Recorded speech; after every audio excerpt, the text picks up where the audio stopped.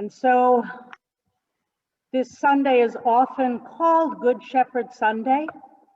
The psalm, which we did not read this morning, is Psalm 23. So we're focused on that image of the Good Shepherd. And we spend a lot of time looking at that image and taking comfort from that image. One of our windows here has Jesus with a lamb in his arms and the sheep standing by his side looking up at him. And it's a wonderful, comforting image.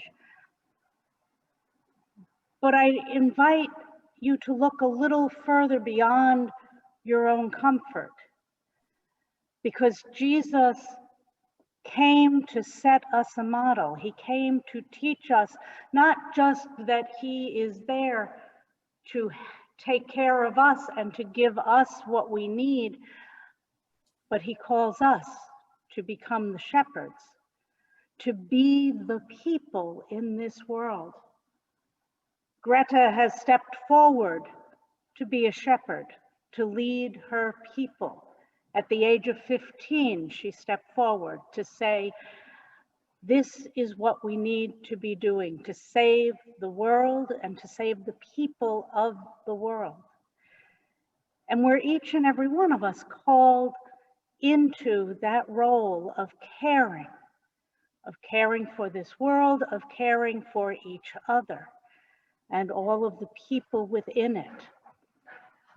We're reminded that not everybody is sitting in church with us, that is one of the sheep.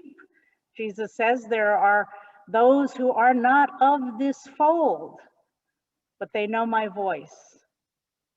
They know my voice and they do listen to me.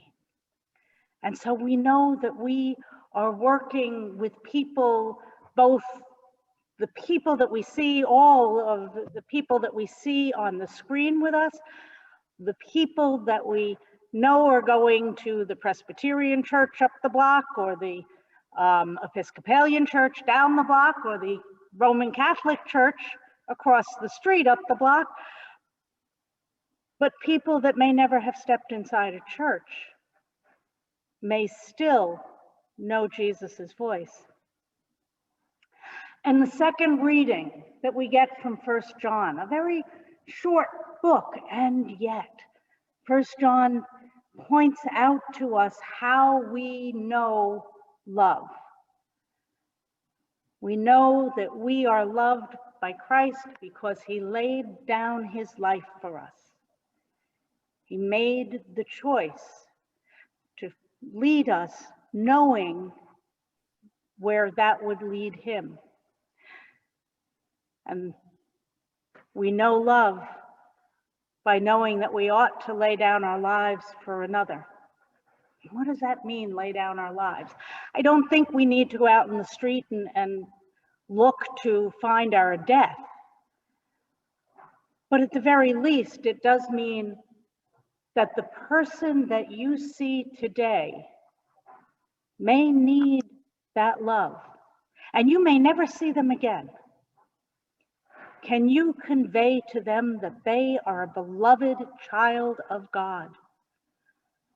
The person you walk by on the street, the person that you see in the grocery store, the person that annoys you by cutting in line or by dropping a piece of litter on the ground. Can you express to them love, even in the midst of all of that? 1 John says, little children, let us love not in word or speech, but in truth and action. How are we expressing our love in truth and in action? Are we standing up in this world and speaking against racism?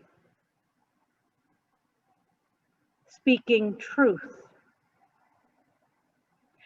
Are we stepping in when we hear somebody saying racist things or behaving in a way that denigrates another person?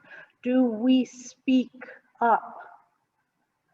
Do we say, no, this is not what God made us to be? God made each and every one of us. And there are so many people in this world who claim to be following a God. And if you read their scriptures, their holy writings, in any of these religions, their gods speak of love and of truth and of caring for each other. And yet, we find it so easy to hate one another.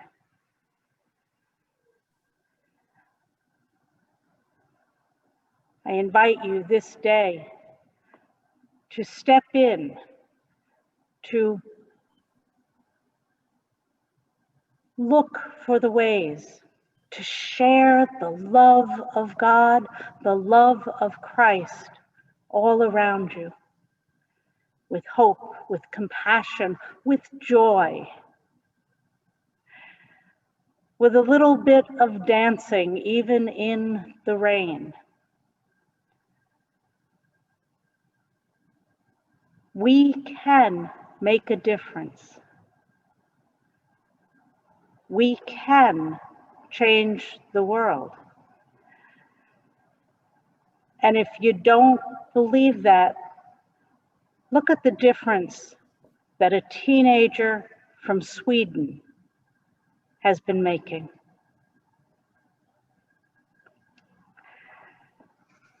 Amen.